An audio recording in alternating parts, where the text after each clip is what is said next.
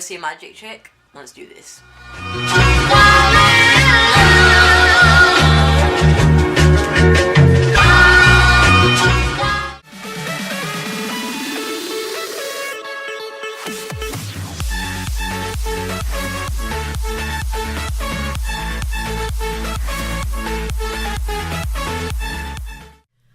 What's up guys, Elliot here from Venom Films coming at you with another tutorial, and in today's tutorial I'm going to be showing you how to do the Zack King ball or object to paper effect.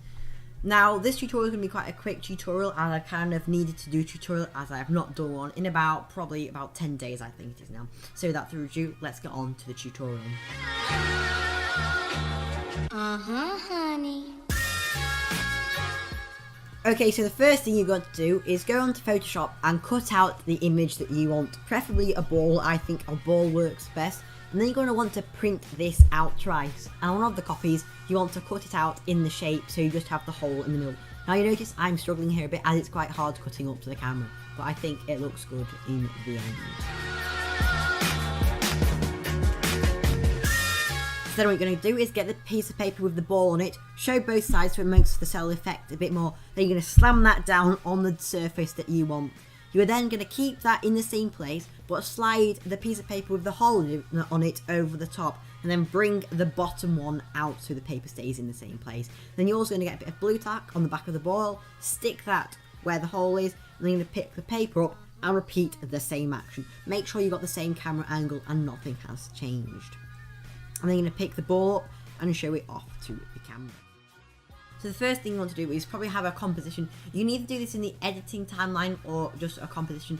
I prefer a composition because then you can edit it even more and make it look even more realistic. So once you've made your composite shot, what you're going to want to do is kind of organise your footage. So you're going to want to organise into the bit with the paper and then the bit with the ball.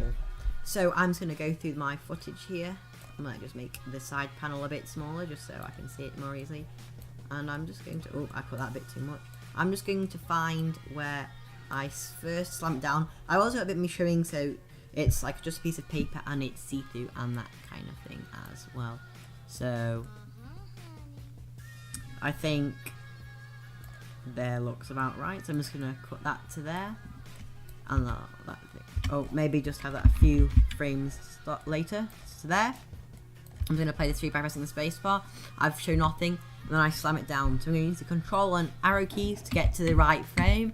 So it's probably just about there I think I want to cut. So to cut, what I can do is just click on this kind of little razor here, but you can also press C to cut it. So I'm just going to press C and press V to go back to the cursor. And then I'm going to find the bit where I get the ball, so there, and I'm going to find the frame where I hit it down and it looked kind of about the same height. So I think there looks about right. Let's just cut those together now. So let's see what we have. Now you can sort of see it's kind of looking quite good, but one of the things you'll notice is that the kind of colour of the footage has changed a bit. So I'm just going to change that by going to the temperature effect and dragging that onto the first one, because the first one looks quite a bit colder than the second one. I'm just going to turn this up a little bit, not too much though, just subtler.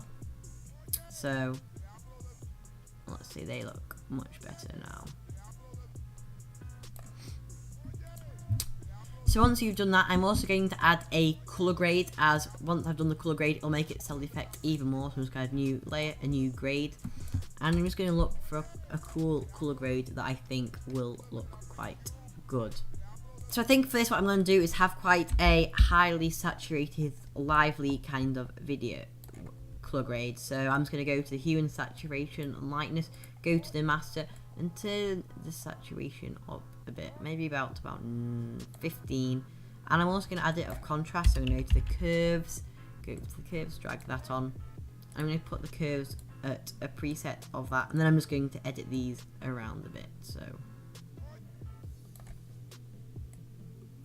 I think about there. So once you have done that, you will have the basic kind of effect. So once you are happy with your video, you're just going to drag it back into the timeline, the composite version of this, and you're going to click on this top one, which is going to export it out. So I hope you enjoyed this tutorial. I hope you found it interesting. I hope you found it helpful. And be sure to let me know in the comment section what other tutorials you want to see. And until next time, bye.